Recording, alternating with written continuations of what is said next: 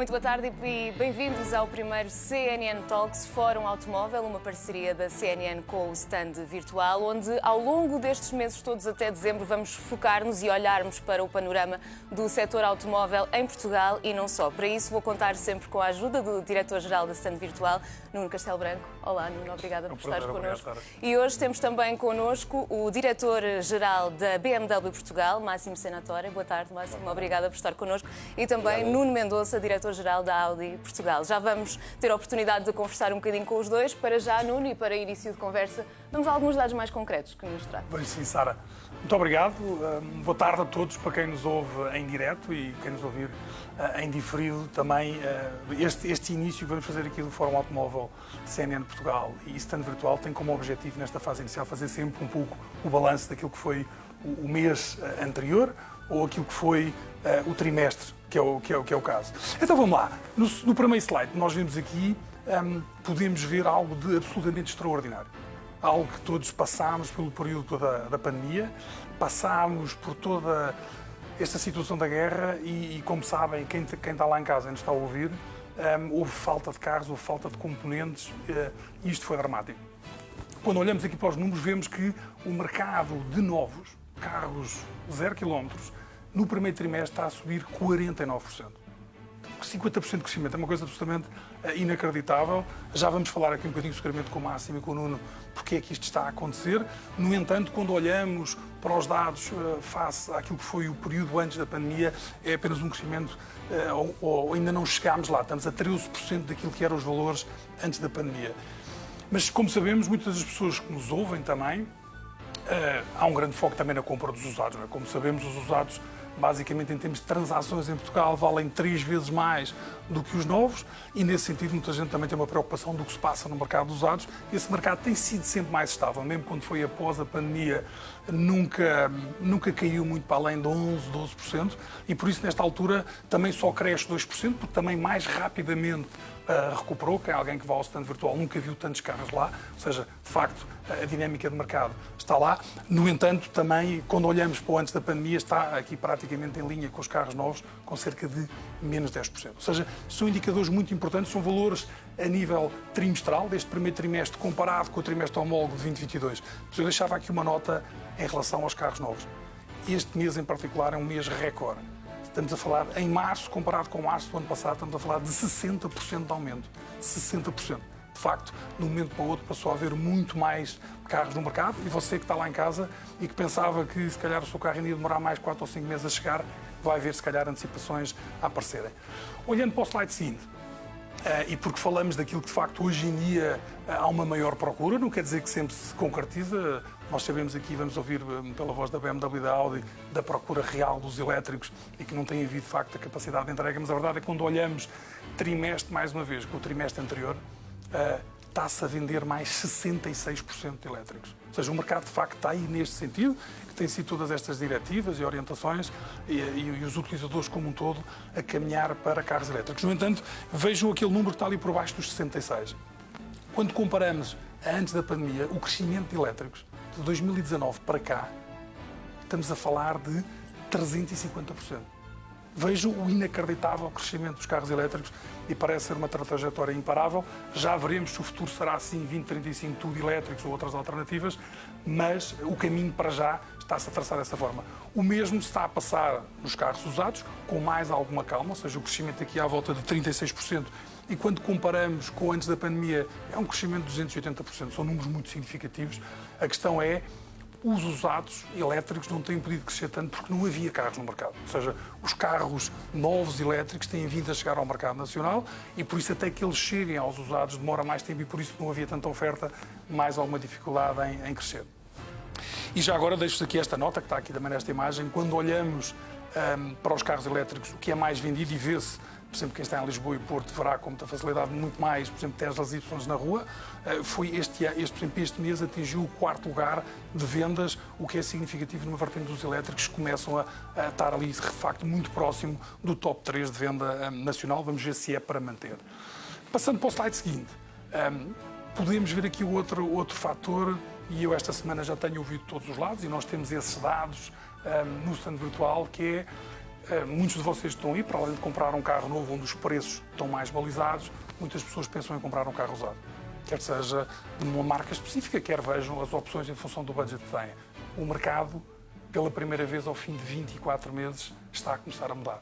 Ou seja, durante os últimos 24 meses, vimos o mercado, e para quem está lá em casa, excelentes notícias para os carros que têm em casa, subiu 26%.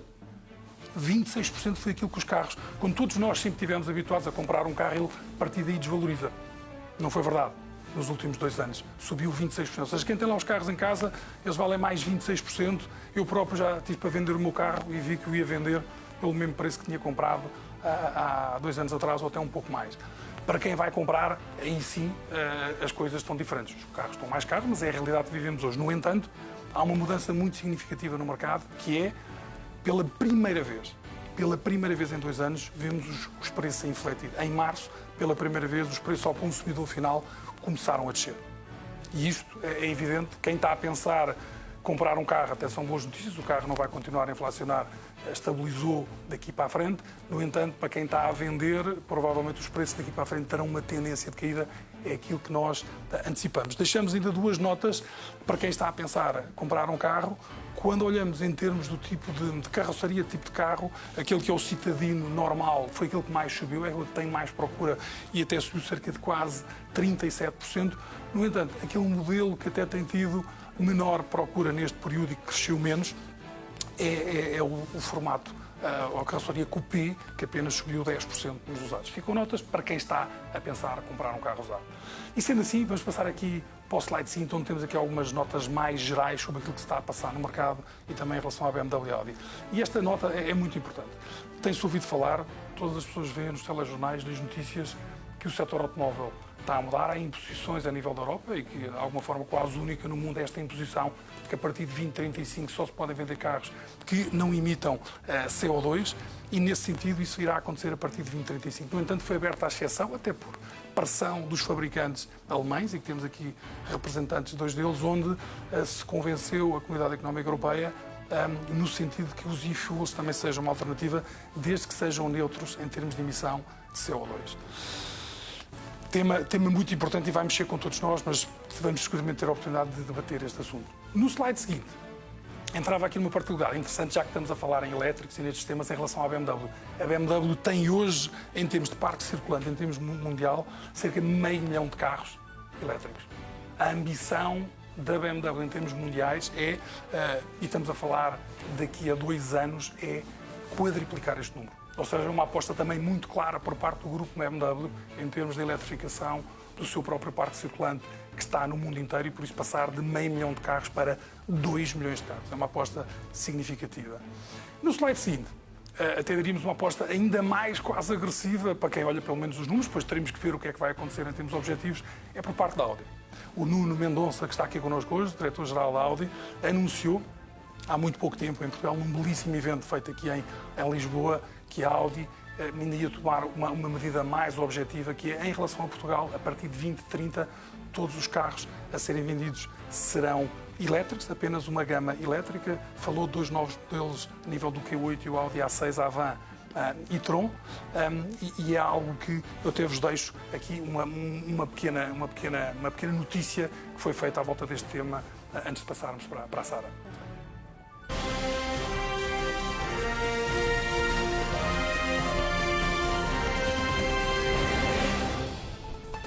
Nesta edição do Quilómetros da Semana do Stand Virtual, começamos com a notícia de que a Audi anunciou que irá produzir o último carro a combustão em 2033, mas em Portugal a ambição é maior e pretende ser 100% elétrica já em 2030. Recordo que em 2022 a Audi viu as vendas de veículos elétricos na Europa aumentarem 45% face ao ano anterior, mas em Portugal o crescimento foi ainda mais expressivo, 49%, com a marca a atingir uma cota de mercado de 5% entre o total de elétricos. Muito em breve a Audi lançará no mercado o Audi Q8 e-tron e a Audi A6 Avant e-tron, modelos que ocuparão um lugar nos topo de gama 100% elétricos e que, segundo a Audi, chegarão com um conceito de propulsão otimizado, uma aerodinâmica melhorada, um desempenho de carregamento superior e de capacidade de bateria e autonomia aumentada. O futuro 100% elétrico da Audi já começou a ser desenhado com o anúncio da conversão de todas as fábricas de produção existentes para a construção de veículos elétricos até 2029. O Nuno já nos deu aqui alguns pontos concretos para início de conversa e falávamos aqui do ano 2035 e ele é particularmente importante e se calhar é bom também relembrar porque pode haver pessoas que nos estão a ver e não estão muito cientes disso. 2035 foi um ano importante e será um ano importante porque uma diretiva europeia, na promoção de uma economia mais sustentável e mais verde, quer reduzir drasticamente a emissão de CO2. Daí proibir a venda de carros novos a combustão, à exceção do que, como falámos, dos e-fuel ou agora também conhecidos como combustíveis sintéticos. Vamos então falar com o Nuno Mendonça, boa tarde mais uma vez, Olá, Sara. Para percebermos, na opinião da Audi, se esta meta 2035 é um horizonte temporal plausível ou se é demasiado ambicioso e até utópico conseguirmos lá chegar. De facto, 2035 foi uma meta que a União Europeia estabeleceu para converter toda a produção para carros 100% elétricos. É um desafio enorme para o setor. Algumas marcas de volume terão ainda certamente mais de desafio, porque o volume a converter é muito maior. No caso da Audi, especificamente, o grupo antecipou-se e anunciou que em 2033 será 100% elétrico a nível mundial. Não só na Europa, mas a nível mundial. E, portanto, isto foi uma medida que a marca assumiu, tendo em conta a procura que os seus clientes têm feito dos produtos 100% elétricos e também daquilo que nós temos estado a ter, digamos, de desenvolvimentos internos que nos permitem ter produção suficiente, que acreditamos ter produção suficiente nessa data para estarmos no mercado com viaturas 100% elétricas. Mas, naturalmente, será um enorme desafio para o setor. Nós já vamos ter a oportunidade de olhar até para as assimetrias regionais que existem. Agora falou que não é apenas no mercado português, mas também no mercado internacional. Vamos ter que perceber que tipo de investimentos terão de ser feitos, mas passo também a palavra ao Máximo para perceber.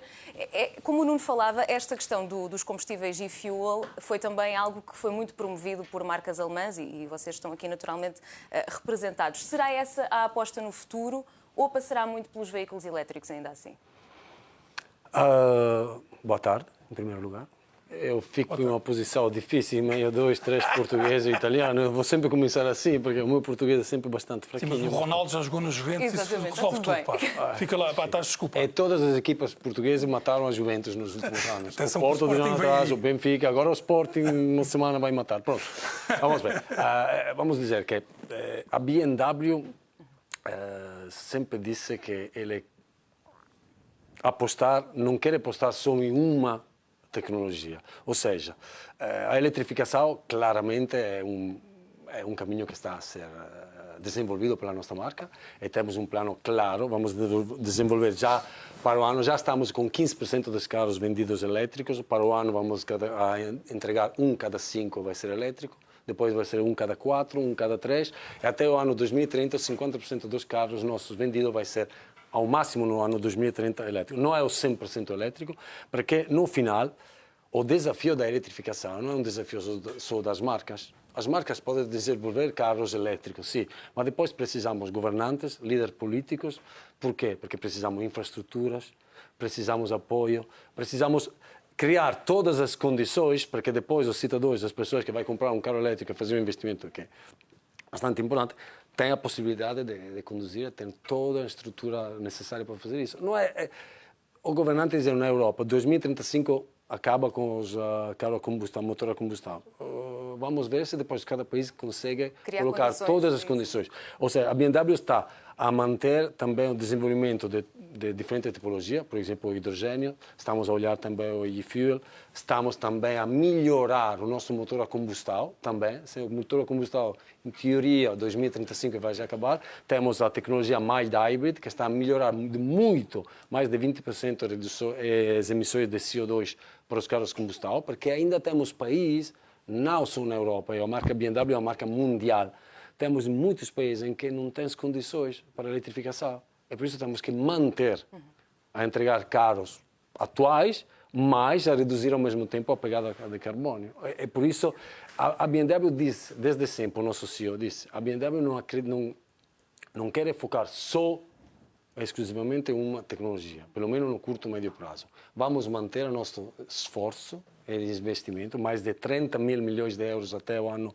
2025 em novas tecnologias, para manter o caminho. Entregamos agora assim, uma frota de 100 carros a hidrogênio e X5 a hidrogênio, que já colocamos a fazer um teste com jornalistas profissionais, porque também acreditamos que esta tecnologia poderia ser importante para algumas tipologias de transportes. E o e-fuel pode ser também no futuro interessante.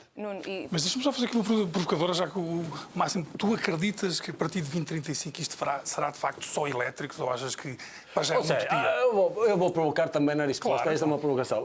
No final, a Europa foi o único continente a colocar esta restrição. Porquê? Foi a única. E do outro lado, provavelmente os chineses dizeram obrigado por isso.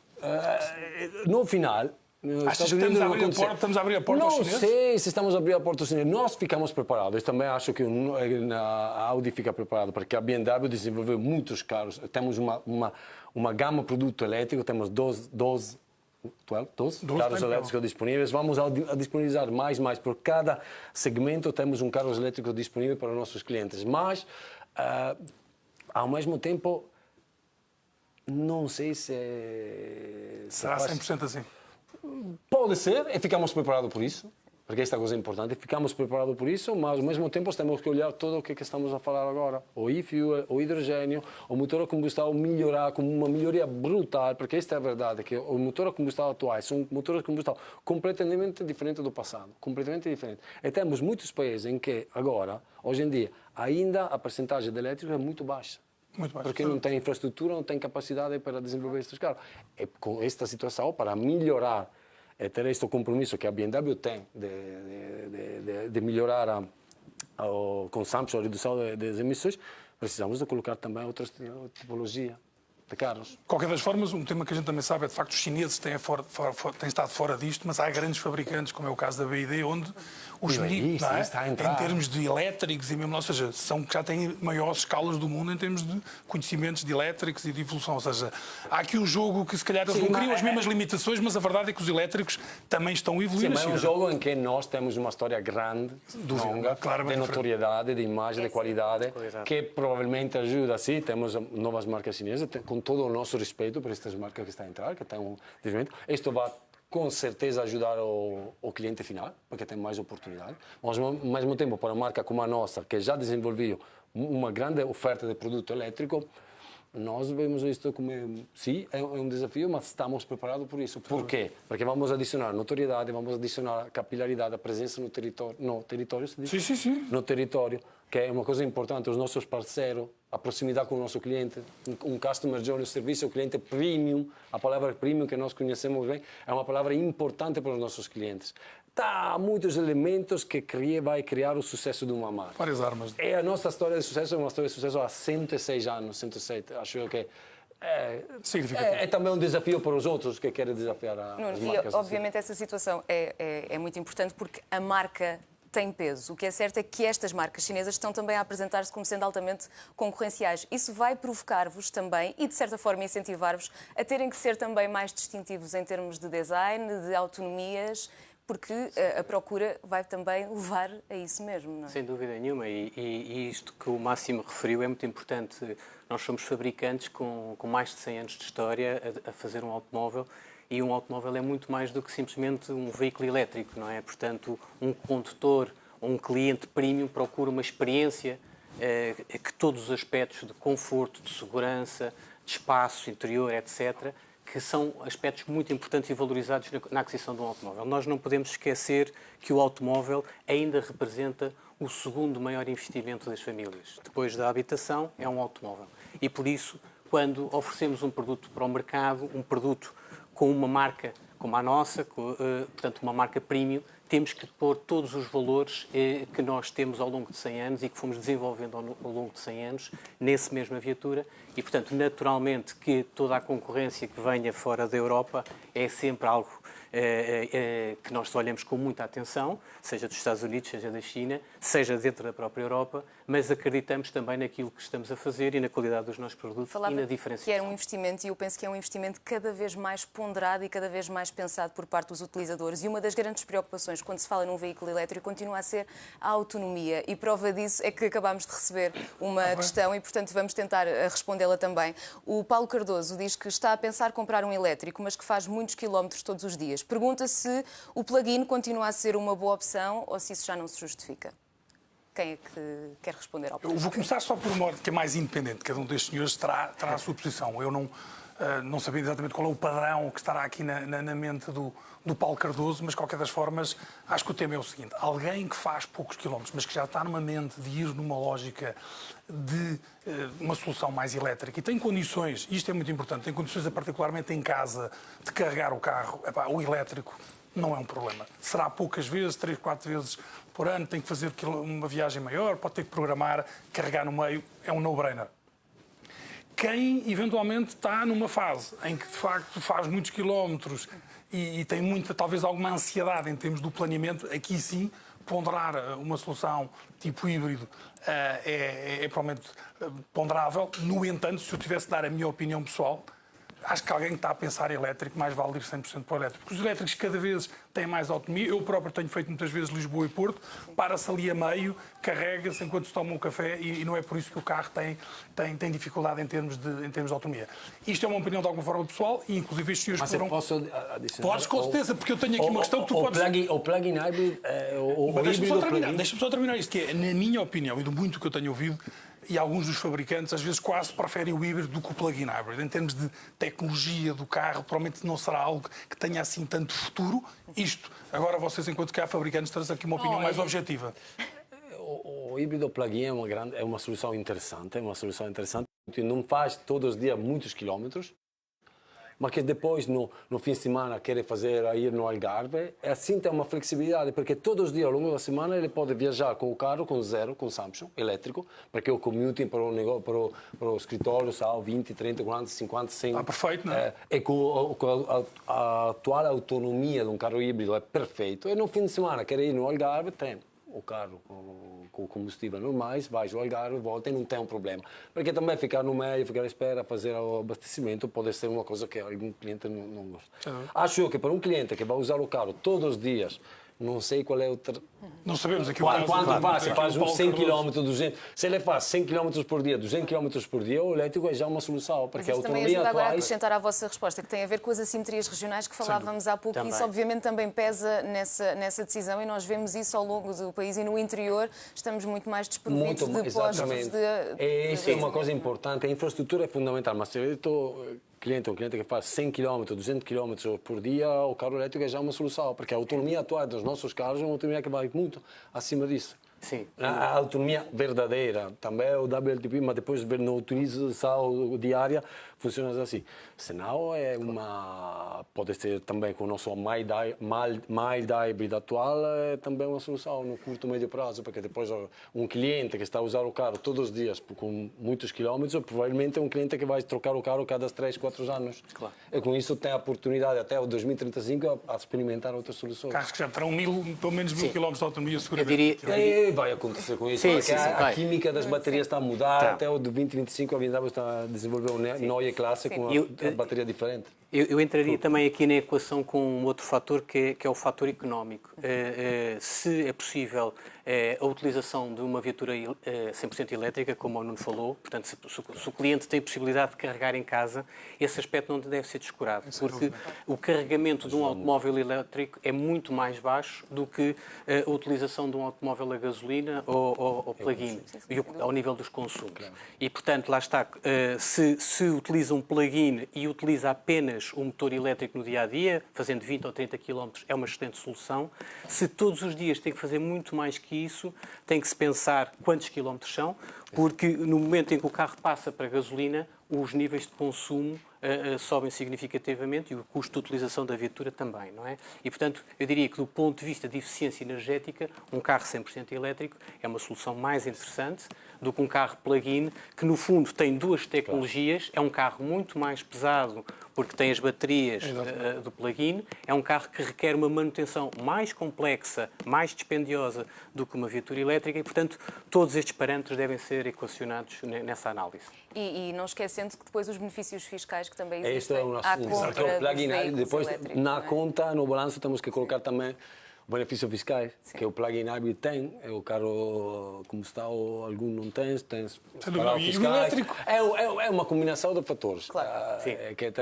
Cada cliente tens que olhar qual é a utilização que ele faz e com isso tem uma solução com certeza disponível. Nuno, temos aqui uma questão para si. O Fernando Lopes pergunta: a Audi só vai vender elétricos em Portugal em 2030. A partir daí, vai ser um modelo de venda praticamente semelhante à Tesla, por exemplo, e exclusivamente online?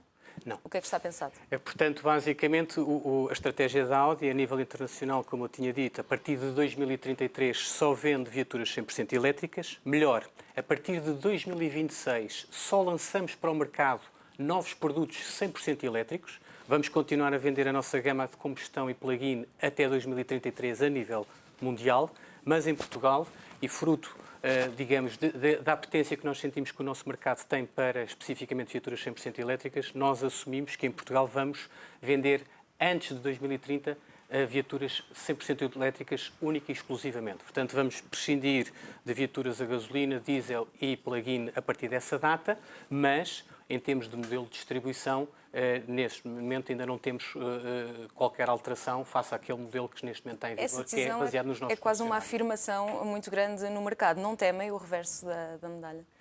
Não, nós o que temos visto, quer a nível internacional, quer a nível nacional, e o Nuno demonstrou isso pelo brutal crescimento de 350% de procura de elétricos nos últimos 3 anos, o que nós temos visto é que todas as metas que se têm posto de percentagem de utilização de viaturas elétricas ano após ano estão a ser batidas. Portanto, na Europa estima-se que em 2030 já quase 50% do mercado europeu seja 100% elétrico e, portanto, nós, enquanto marca premium, assumimos que a produção que nós temos, que é relativamente limitada, portanto, enquanto marca premium, nós não somos um produtor de veículos de milhões e milhões de viaturas, temos uma produção na casa de 1,6 a 1,9 milhões de viaturas ano e, portanto, entendemos que essas viaturas e esse foco deve ser canalizado para a solução que acreditamos que vai ser a solução de futuro o mais cedo possível. E daí essa tomada de posição.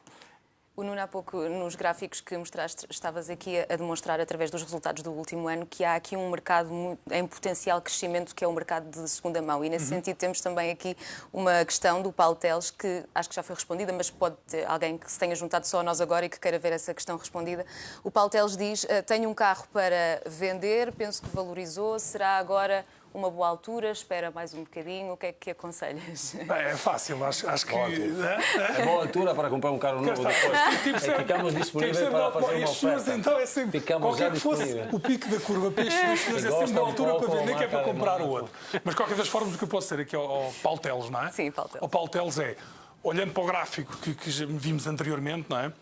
Ou seja, de facto, eu diria, eu próprio, que ando nisto há muitos anos e todos os meses, há mais de 3 anos que faço webinars a acompanhar o mercado, então nos últimos 2 anos eu estava à espera que chegasse ali um momento de estabilização e de começar a inverter, e não aconteceu isso. Sinceramente, estava completamente convicto, e foi a minha previsão ano passado, que iria acontecer talvez no último trimestre, no limite dos limites, a partir de janeiro, e não aconteceu. A verdade é que agora, a partir de março, neste primeiro mês, vimos uma pequena inflexão. Okay. Nós, naturalmente, como somos profissionais, aqui já tínhamos visto no mercado profissional a aparecerem mais carros e, por isso, começar a haver alguma pressão naquilo que se chama o preço a grosso. É normal que, ao particular, isto venha a acontecer também. E, por isso, eu para o Paulo digo, se estás a pensar em vender o carro agora, é para a venda agora. Mesmo que seja um carro com muitos quilómetros? Qualquer que seja, genericamente... Porque penso que é esse o caso aqui. Ser com muitos ou poucos quilómetros, nesta altura, genericamente, todos os carros apreciaram e o ponto tem mercado. E neste momento tem havido esta falta no tema das retomas. No entanto, a sugestão é essa, e o que dizemos também, para quem está a pensar comprar, provavelmente também é um momento de talvez menor insegurança, que as pessoas estão sempre com noção isto, o que é que eu vou comprar, não há carros. Neste momento vai haver mais oferta, vai haver uma maior estabilização, alguma redução de preços por haver mais oferta, mas na pergunta do Paulo, para quem está de facto a pensar a vender, este é o momento. Coloquem o carro à venda, troquem-no por um novo, façam o que quiserem, mas claramente é aquele momento, porque daqui para a frente dificilmente o carro vai valer mais. Eu quase diria, seguramente, vai valer menos. Eu penso que esta pergunta pode também vir no seguimento das notícias que ouvimos todos os dias do panorama nacional financeiro e também internacional, que obviamente nos afeta, e estamos sempre a falar de dificuldades económicas, o orçamento familiar a perder, o poder de compra a reduzir, e depois parece quase antagónico olharmos para estas notícias. Como é que vocês explicam este exponencial crescimento, quer nos usados, quer nos novos? Não sei quem é que... Eu diria que o mercado também durante vários anos esteve muito parado, não é? Portanto, 2019, portanto, foi um ano fantástico. Depois entramos em período de pandemia, naturalmente uma quebra brutal no mercado automóvel. 2021, 2022, todos pensávamos que o mercado ia recuperar fortemente, contudo, a famosa crise dos semicondutores, dos componentes, a guerra na Ucrânia, tudo isso provocou enormes disrupções ao nível da produção e também da cadeia logística, o que fez com que não houvesse viaturas no mercado durante muito tempo. E portanto, existem aqui 3 ou 4 anos de paragem quase do mercado em Portugal, e não só, a nível mundial, e, portanto, muitas pessoas foram adiando a decisão de compra, de compra e de troca de viatura, não é? E, portanto, neste momento, mesmo apesar das situações desafiantes que a economia nos está a colocar a todos, e aos orçamentos das famílias, naturalmente existe uma necessidade urgente de fazer troca das viaturas. Nós não podemos esquecer que o mercado português tem, em média, cerca de 13, 14 anos. Sim, o parque circulante é muito envelhecido. Isto traz custos também e, portanto, acaba por ser, como o Nuno dizia, uma altura certa para trocar a sua viatura usada, porque neste momento ainda tem um bom valor e neste momento já há alguma oferta de viaturas novas no mercado e, portanto, acaba quase por ser uma boa decisão financeira, mesmo apesar da situação económica que vivemos. Máximo, quer acrescentar alguma coisa antes de mudar? Este é um elemento, as valorizações de carros usados, que é uma boa altura para comprar, mas depois temos sempre que olhar de forma relativa performance, porque agora estamos a crescer muito em comparação com o ano 2022, 2021. Mas se vamos voltar a ver o ano 2019, antes do Covid, ainda não estamos neste nível. Ou seja, estamos a crescer muito, mas o ponto de partida foram anos muito difíceis, como disse o colega aqui. Foram anos muito difíceis. Ou seja, temos um crescimento mais fisiológico, natural, mas hoje em dia temos as condições melhores para a troca de um carro usado, porque a valorização é melhor. Temos uma melhor oferta de produto no mercado, temos uma melhor oferta de carros elétricos, que são carros importantes nesta altura.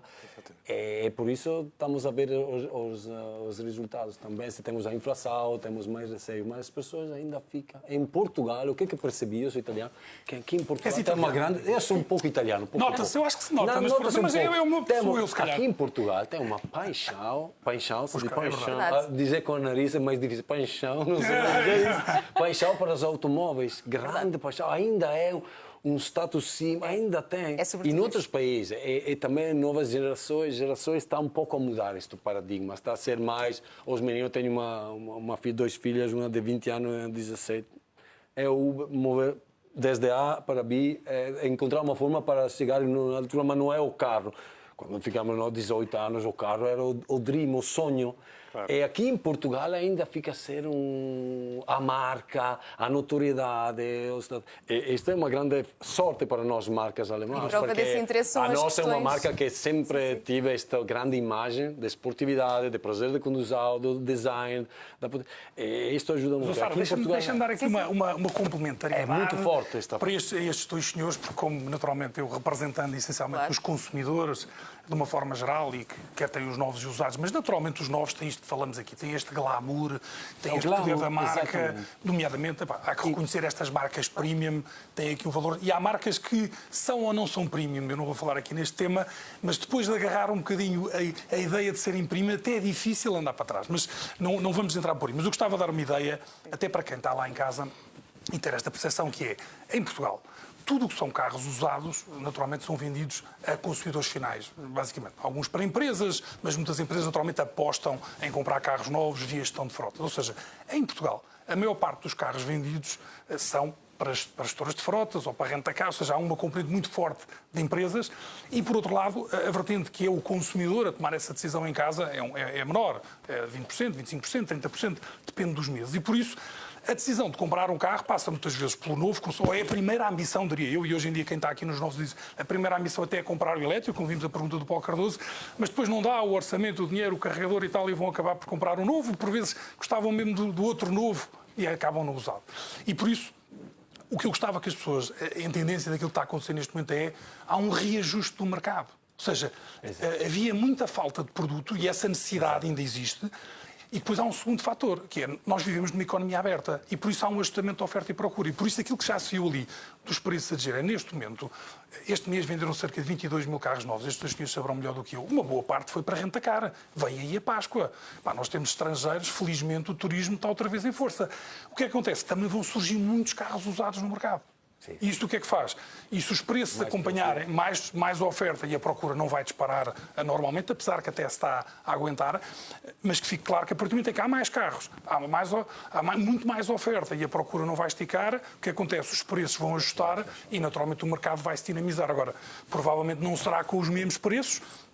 Haverá alguns ajustamentos, particularmente microeconómicos, do lado das empresas. Temos o tema do financiamento em cima da mesa, mas que ainda não está a afetar significativamente.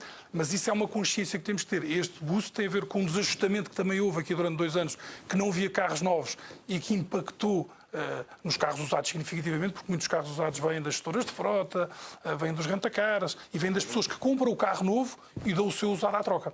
Se o mercado parou por aí, o mercado dos usados também parou. E por isso é normal que mesmo num ano quase possa parecer um pouco em contraciclo, é uma questão de ajustamento económico que vamos sentir aqui nos carros novos e usados, eventualmente com algum ajustamento de preços. Nós vamos deixar aqui algumas questões que temos vindo a receber para o fim. Aproveito que estavas a falar disso para explicares este novo modelo de distribuição e o que é que pode estar em causa, quer para os consumidores, quer para as marcas. Olha, eu acho que... E para quem nós explicar a diferença entre os dois. Isso. E para quem falamos aqui, eu acho que e estes dois senhores vão corrigir, de certeza têm correções a fazer, porque cada marca tem a sua interpretação sempre. Até o máximo, corrige-me sempre. Mas pronto, vá mal, mas já me corrige assim há muitos anos, não faz mal, gosto imenso. Só que quando falamos do Ronaldo é que isso não corre tão bem. Mas vamos lá nos centrar nos carros. O modelo de distribuição, para o consumidor final, vai mexer pouco. E eu acho que até há alguns elementos que vão ser benéficos para o consumidor. Ou seja, hoje em dia, ou antigamente, havia uma guerra quase nos descontos. Eu vou àquele concessionário, vou a Porto, vou a Lisboa e quem é que me faz mais barato? A ideia é que o novo modelo de distribuição mais centralizado nas marcas, e isso que é um modelo de agenciamento, quer dizer que estes senhores aqui, por exemplo, nestas marcas, vão ditar quais são os preços. E são eles que centralmente vão ditar os preços, vão ditar o processo de entrega e tudo isto fica mais normalizado. E muito provavelmente, eu sei que não vai ser talvez do agrado de todos os operadores, vão provavelmente fazer alguma triagem, alguma escolha dos seus operadores que sejam os melhores, centralizem com alguma economia de escala para ser os melhores centros de experiência das marcas, que particularmente para marcas premium será relevante e que também em termos depois de ponto de entrega será relevante. Ou seja, idealmente, e estamos num modelo ideal, se estas marcas e todas as outras que estão a seguir este modelo de agenciamento e que as marcas, particularmente as alemãs, todas elas estão a dizer que vão seguir este modelo, estão a fazer testes, estão a ver, mas para o consumidor, à partida, há uma série de benefícios. Aquilo que se levanta para quem nos ouve aqui também, e nos vê nesta circunstância, quem está no mercado vai haver ajustamentos. Não sei se o número de operadores vai continuar a ser o mesmo, se o nível de investimentos tem que fazer, se as margens com que trabalha e as estruturas têm que ter, aí é que está. Mas para quem nos ouve, para a maior parte do consumidor final, a expectativa é que isto venha a ser benéfico, mas vai haver ajustamentos e acho que todas as marcas estão naquela fase do jogo de futebol em que umas equipas estão a estudar as outras. Estão a ver como é que dá, testam aqui, testam nos mercados. Eu acho que, por exemplo, aqui o grupo Volkswagen, e corrijo-me e passo a palavra se calhar nesse sentido, vão testar primeiro com a BMW, já fazem testes em alguns mercados, primeiro com a Mini, peço desculpa, em 2024, não é? E depois com a BMW a seguir. E com estes testes irão evoluir. Por isso acho que para quem nos ouve aqui em termos de consumidor final... não traz muitas diferenças. À partida até terá vantagens, diria eu, mas... Corrigir sobre isso, porque em Corrigir, teoria... vais-me corrigir. Não, sobre Ficas isso, razão, porque não é? a verdade é que vai ter acho uma grande diferença para o cliente final, porque como estava a dizer bem, no ano passado, com mais produto disponível no mercado, era um mercado em que, de vez em quando, o cliente não ficava a ser gerido em termos de customer journey, como dizemos nós, na maneira melhor. Nós somos marcas premium. E o assunto é o cliente agora fica à espera. As expectativas dos clientes são de ter uma gestão do cliente premium, um serviço premium. uma consultoria premium.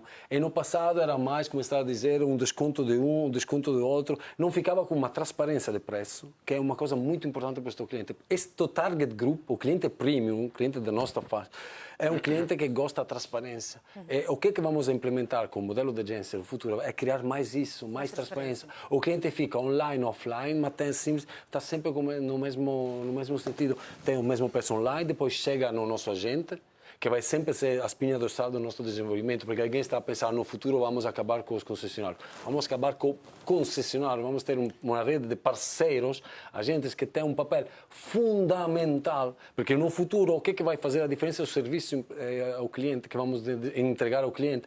E os nossos parceiros são fundamentais para o test drive, para explicar o produto, para transmitir os valores próprios do ADN das marcas, são fundamentais. Mas o que vai passar? Vamos esquecer o assunto do desconto, a pedir mais desconto sobre isso, vou no outro parceiro a pedir mais desconto. Não, o preço é o mesmo. Eu faço uma configuração em casa, tenho um QR Code, vou para o agente, o mesmo QR Code tem uma configuração já feita, o preço é isso.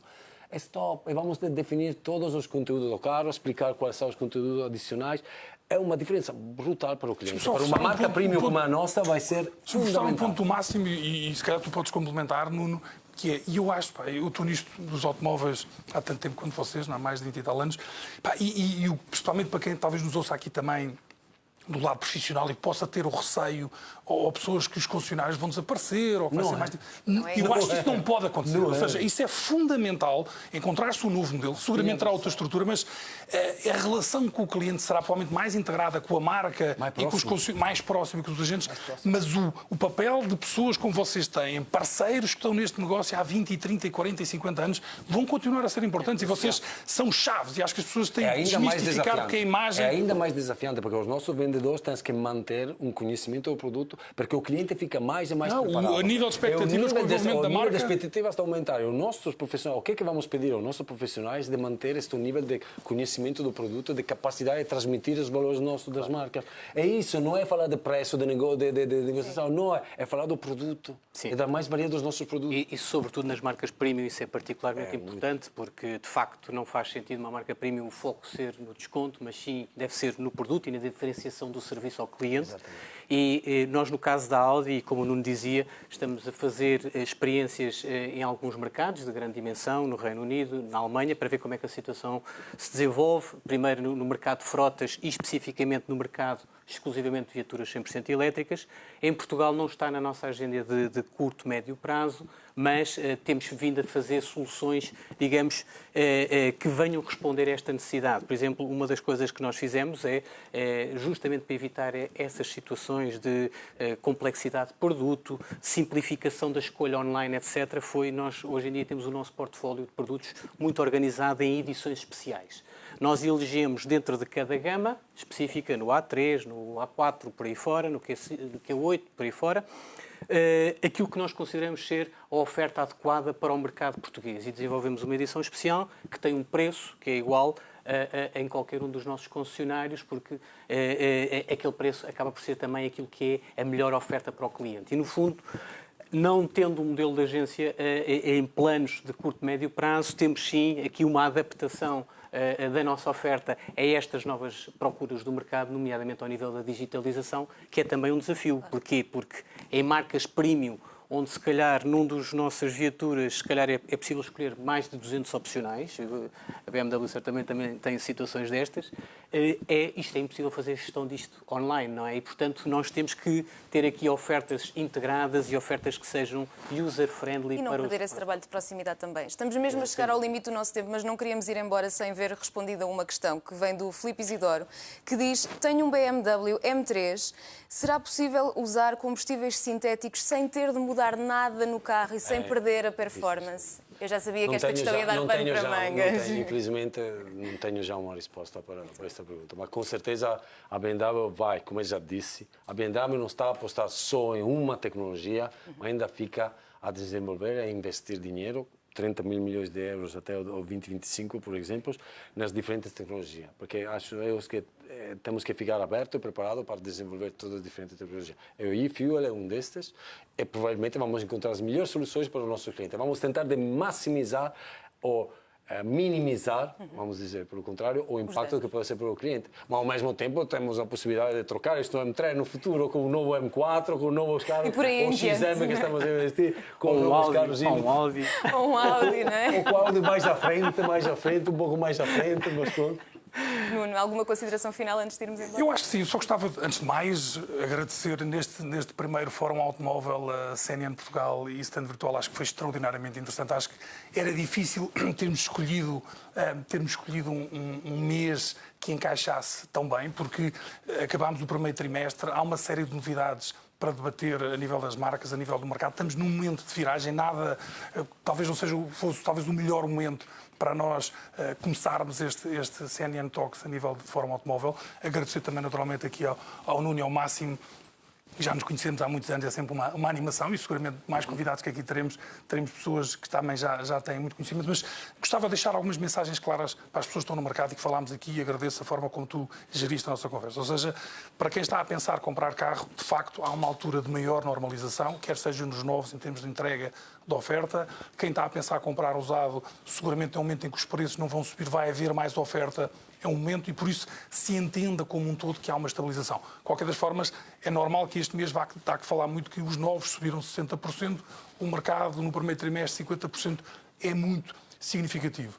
E acho que estes dois senhores, estas duas marcas alemãs, tiveram um peso muito grande também, para além dos elétricos, a gerar aqui uma pressão que haja mais alternativas. Acho que qualquer um deles, particularmente aqui o Máximo do lado da BMW, deixou a ideia de que a BMW pensa que de facto poderá haver mais alternativas, os hidrogénios, os e-fuels, o que venha a ser para além dos elétricos, e isto é aquilo que quem está lá em casa também pode esperar, ou seja, o elétrico provavelmente a maior parte do futuro, mas a maioria. Mas vai quero haver... passar um mensagem que não é certo.